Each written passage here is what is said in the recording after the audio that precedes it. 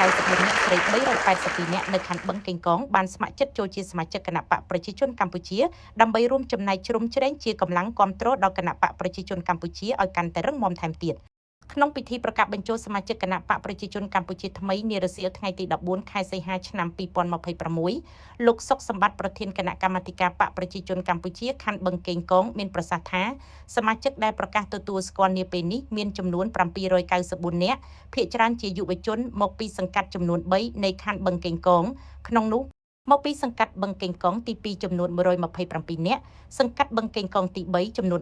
327នាក់និងសង្កាត់អូឡ িম্প ិកចំនួន340នាក់ដែលនាំឲ្យបរិមាណសមាជិកបកក្នុងទូទាំងខណ្ឌគិតត្រឹមថ្ងៃទី14ខែសីហាឆ្នាំ2026នេះមានចំនួន35,649នាក់ស្រី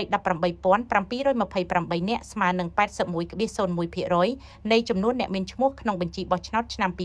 2025ក្នុងខណ្ឌបឹងកេងកងដែលមានចំនួនសរុប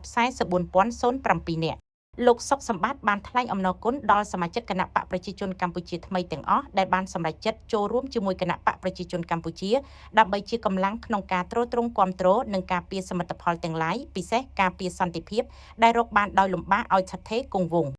ក្នុងឱកាសនោះឯកឧត្តមបណ្ឌិតអ៊ិតសំហេងប្រធានក្រុមការងារគណៈបកប្រជាជនកម្ពុជាចុះជួយមូលដ្ឋានខណ្ឌបឹងកេងកងបានថ្លែងថាគណៈបកប្រជាជនកម្ពុជាបានចាប់បដិសន្ធិពីថ្ងៃទី28ខែមិថុនាឆ្នាំ1951មកទល់ពេលនេះបានប្រកាន់ខ្ជាប់ឥតប្រែប្រួលនៅសារជាតិរបស់ខ្លួនជាគណៈបករបស់ប្រជាជនដោយសារប្រជាជននិងដើម្បីប្រជាជនក្នុងរយៈពេលជាង70ឆ្នាំកន្លងមកគណៈបកសម្រេចបានស្នាដៃធំៗជាប្រវត្តិសាស្ត្រជូនជាតិដោយបានសង្គ្រោះប្រទេសជាតិនិងប្រជាជនឲ្យរួចពីការរំលោភបំពានពីបរទេសនិងរួចផុតពីគ្រោះមហន្តរាយប្រល័យពូជសាសន៍នៅថ្ងៃ7មករា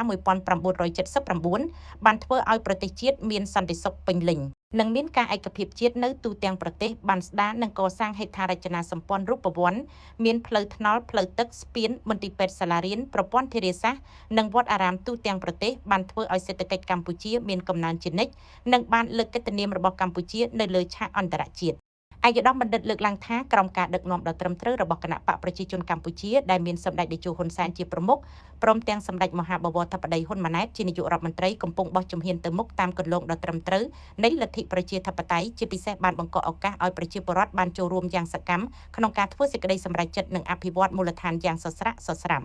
ឯកឧត្តមបានណែនាំដល់សមាជិកថ្មីទាំងអស់ត្រូវបន្តស្មារតីគាំទ្រនិងថែរក្សានូវរាល់សមិទ្ធផលដែលបានផ្ដើមចេញពីកិច្ចខិតខំប្រឹងប្រែងរបស់គណៈបកប្រជាជនកម្ពុជាព្រោះសមាជិកថ្មីទាំងអស់គឺជាកម្លាំងស្នូលដ៏សំខាន់របស់បកដែលត្រៀមខ្លួនបន្តសកម្មភាពអភិវឌ្ឍបកនិងកសាងបកឲ្យបានល្អតាមគំរូនៃវីរភាពរបស់សម្ដេចទាំងទ្វេ